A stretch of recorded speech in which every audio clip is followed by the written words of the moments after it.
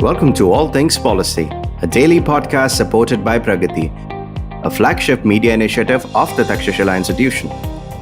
We're a bunch of policy nerds based in Bengaluru, and we like to bring a fresh perspective to Indian affairs and an Indian perspective to global affairs.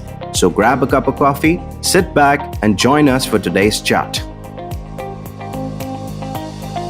Hello and welcome to All Things Policy. I am Saurabh Todi and I have with me my colleague Shambhavi Naik. We were, thinking about this very important milestone that just passed. So April 14th was the 20th anniversary of the Human Genome Project. So we were just, we'll just discuss what the project was, what it meant, what was, its aims, successes, how was it seen at that point, all of those things. And I think would be an interesting kind of insight into how something as important and seminal as being able to sequence the entire human genome came about and what were the different aspects of that.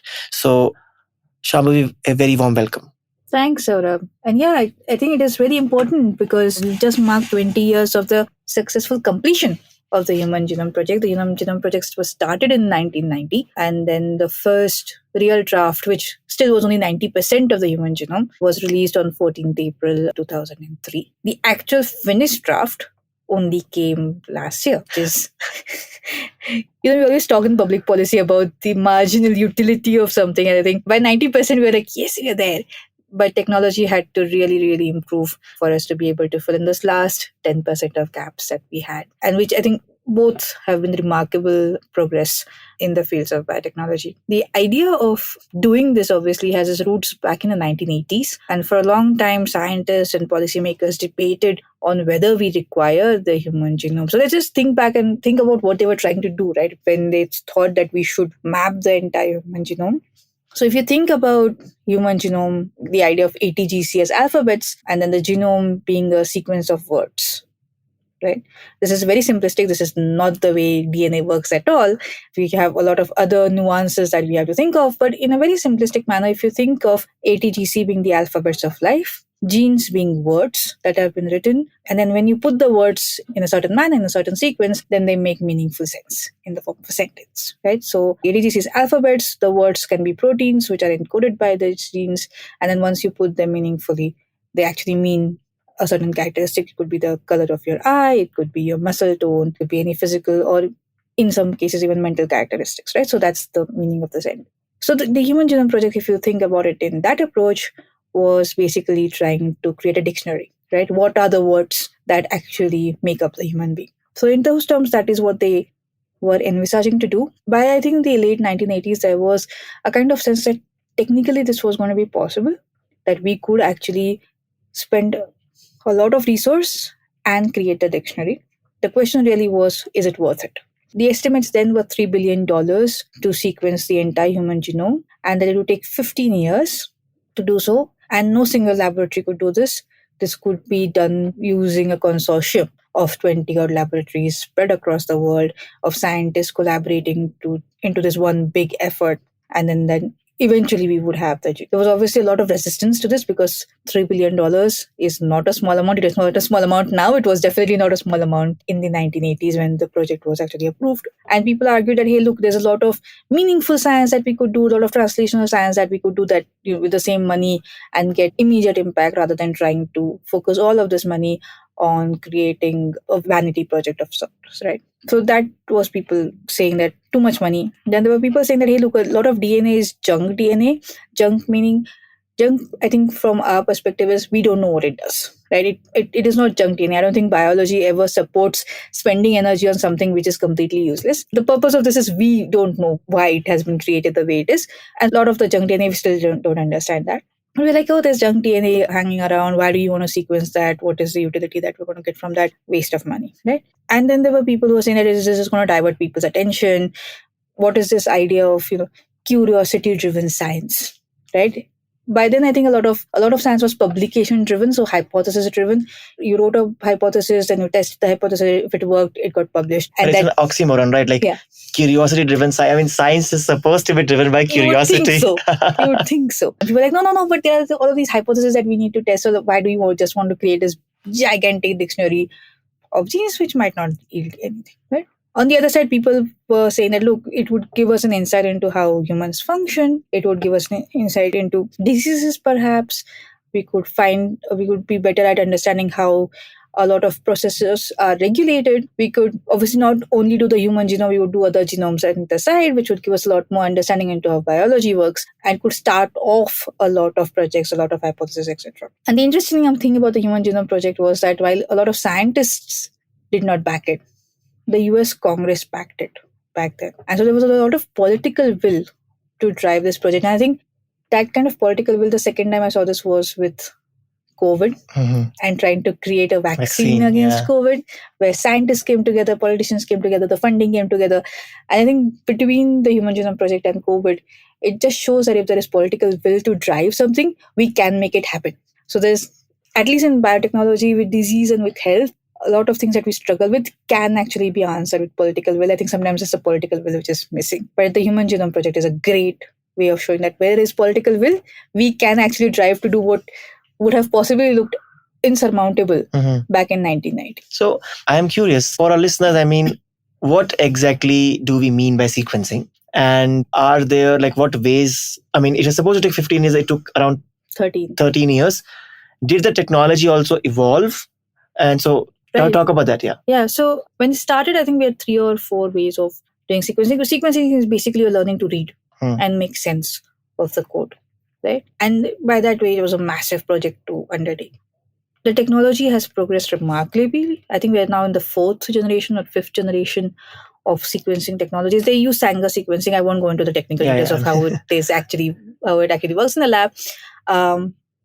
But because it just created so much demand for sequencing technologies, I think we also saw huge changes in the equipment being used, the standard of quality, the amount of DNA you could use to actually get a genome out of that. So in 1990, what was estimated to cost $3 billion, today cost about $1,000 to get the human genome. That's remarkable. And that progress has happened because it is built on the fact that the technology has improved by leaps and bounds. Did it also improve because this huge, like, a Human Genome Project, like, was it a catalyst to improve technology? Is there a direct link between those two, or, as time progressed and we then wanted to sequence more?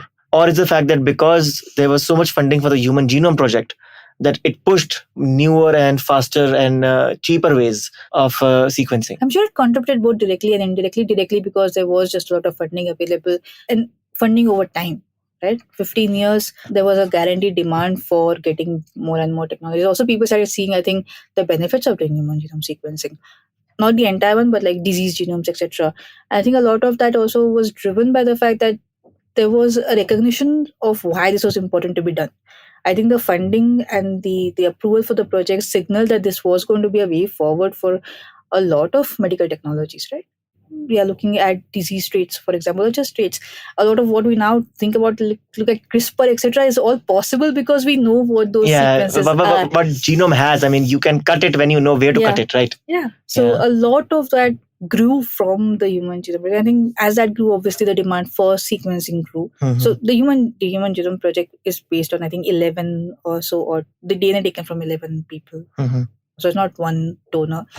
But obviously, it's not everybody also. It's mostly some people, residents from Buffalo, New York. So obviously, then you wanted to see, hey, is the Indian genome different? We all now obviously have the Indigen projects. Yeah, they're trying to, I think 1,000 individuals in India are being chosen, I think, either randomly or they're trying to make sure that it is representative of the population.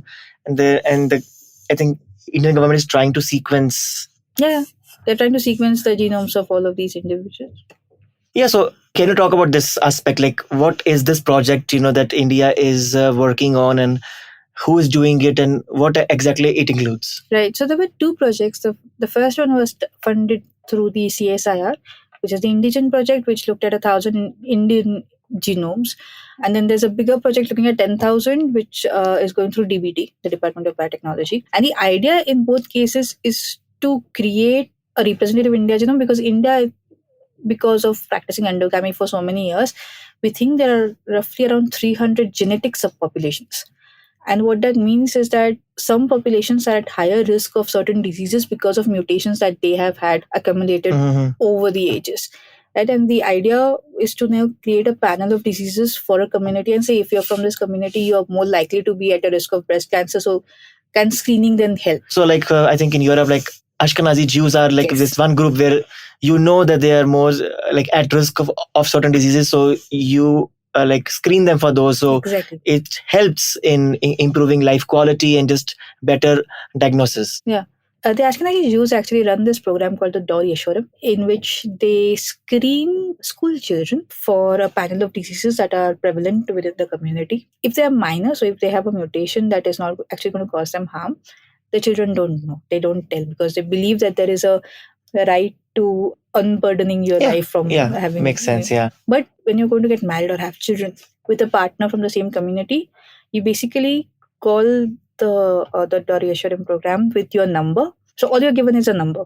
Right? So you call them with a number and then and your partner's number, and they basically then say if it's a match or not. So if you're both minors and your child is going to have a significant risk of actually developing the disease, then they go into genetic counseling. If it doesn't matter, then they just say go ahead.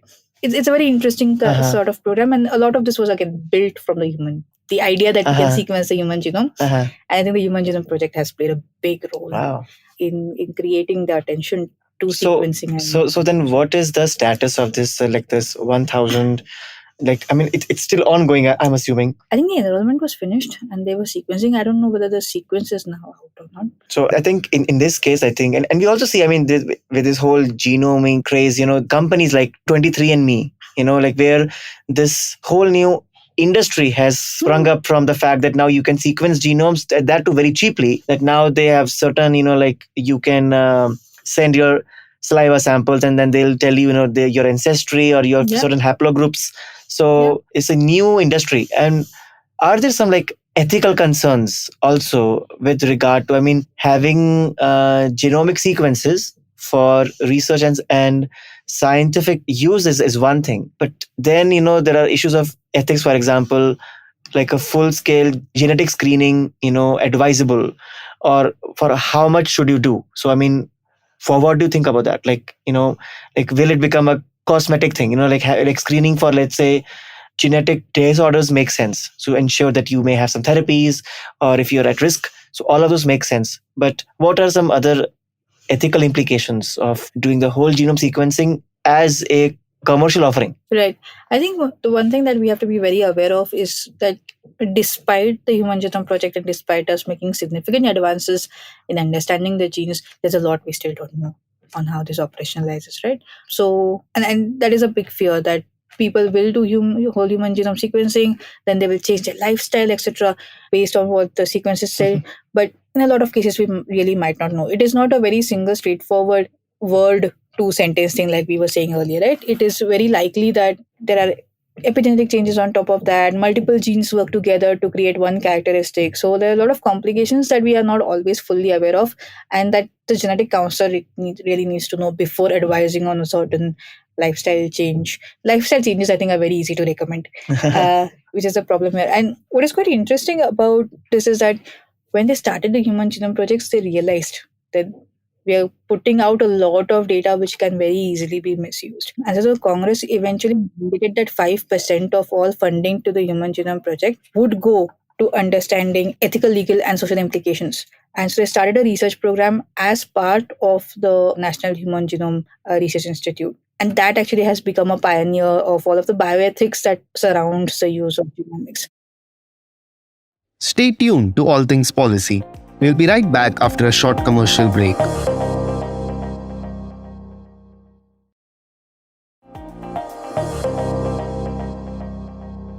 The other issue is obviously of data sharing.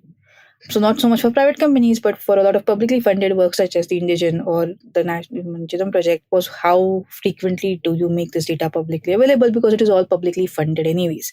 And so all of the institutes that were involved actually met and decided on data sharing principles. They're known as the Bermuda Principles. And they basically said that any genomic sequence above a certain size has to be automatically released within 24 hours. All annotated finished sequences have to be immediately published. And the aim was to make the entire sequence freely available in the public domain for R&D as quickly as possible.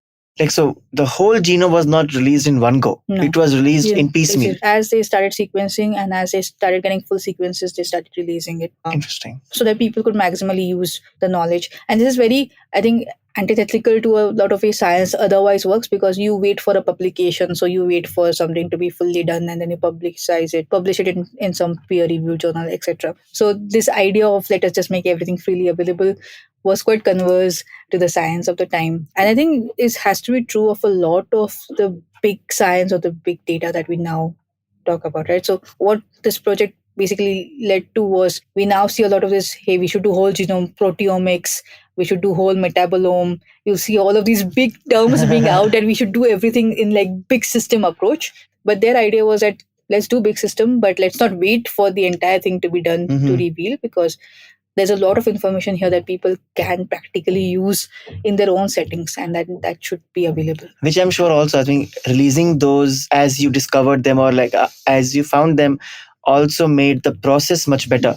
Because if there were any issues or any quality control or anything, then you get feedback on what to do, how to do, and how to improve things as you go. Right. Like in contrast, like having the whole genome released once in after 15 years and then realizing that, something was missing and some approach was not the best one or not. And apart from that, I mean, is there any, interesting stories from the project? Like, was there anything surprising that came out of the project in the sense that which we didn't think, as in, like, for example, as we have seen, right, that there was a lot of junk DNA, which was assumed that, this DNA is junk, or at least we don't think that this is used for anything substantial.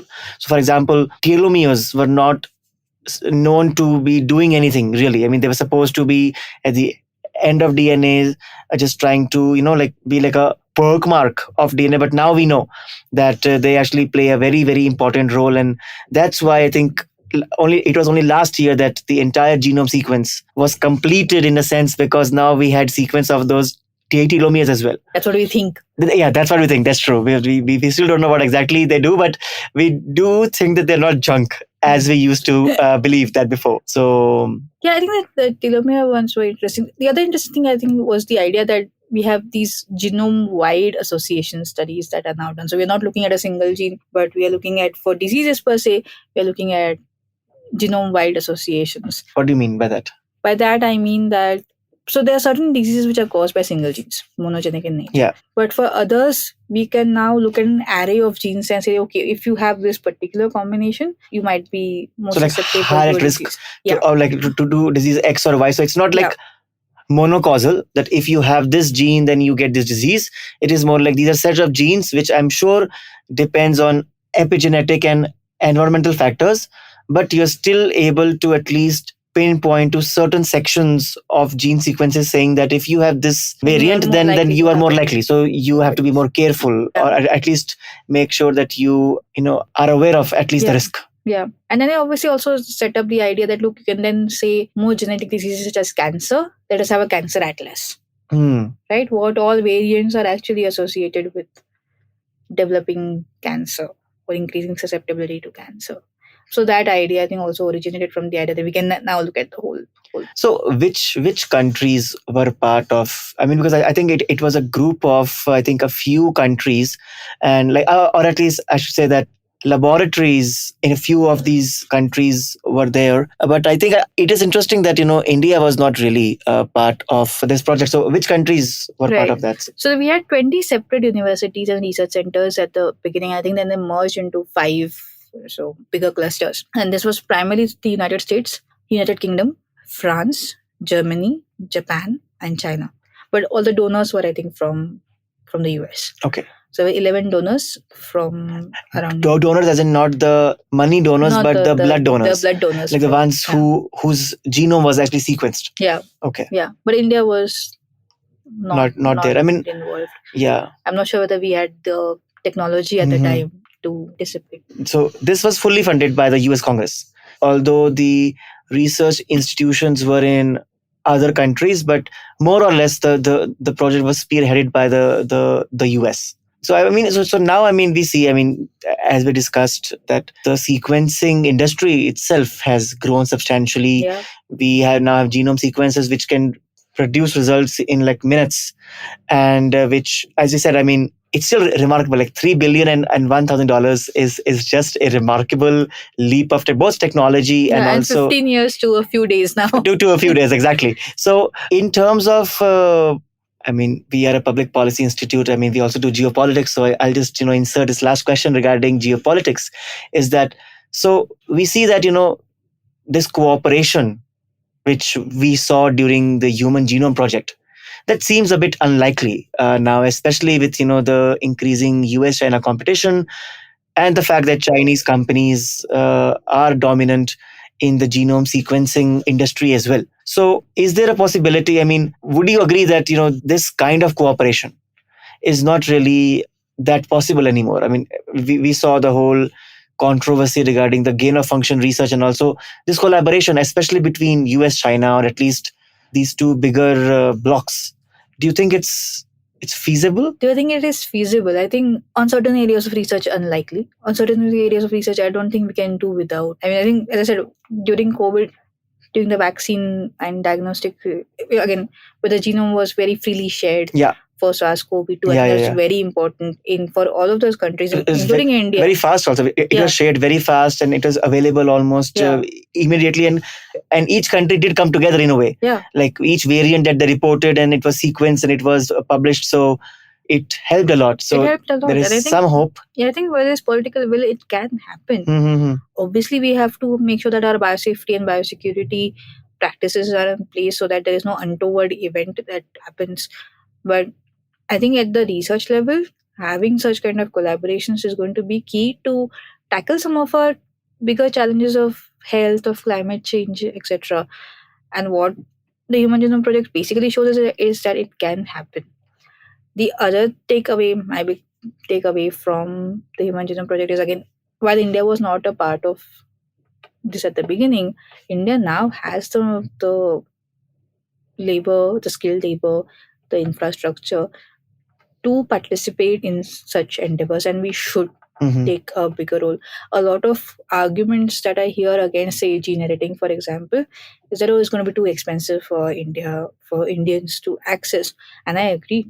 At this point of time, it will appear so. But again, $3 billion to $1,000 is not... it will take time, but it will happen. And unless we are at the table, unless we are actually participating in the development of these technologies, we are still going to be paying a $3 billion. True. And and all this happened in 20 years. In 20 years, we went from $3 billion to $1,000. And given India's size, and market and everything, and we have all the reason to be a lot more optimistic that we can play a very constructive role. And we should not shy away from the fact that even if it is costly, it may have some starting costs, but as a whole, it should help both the industry, the academia, the research ecosystem, and would actually put India, as part of, one of the biotechnology powers, at least in areas where we have dominance, or at least we can cultivate dominance. Yeah. The way to drive down cost is to participate. We won't be able to drive down cost without participating. That is true. So on that note, again, we hope that our listeners were able to learn something about the Human Genome Project. It's an exciting anniversary and so much has happened since then. And I think the beauty of science is that it just keeps on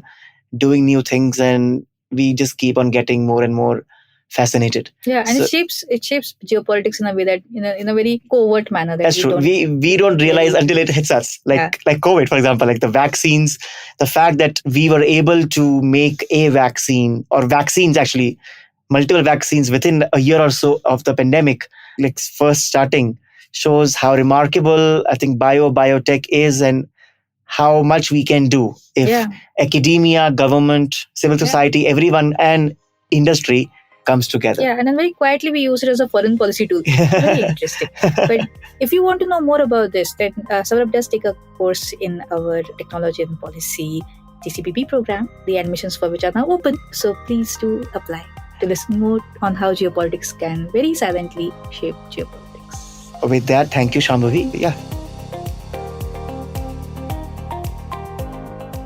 If you liked our show, don't forget to check out other interesting podcasts on the IVM network.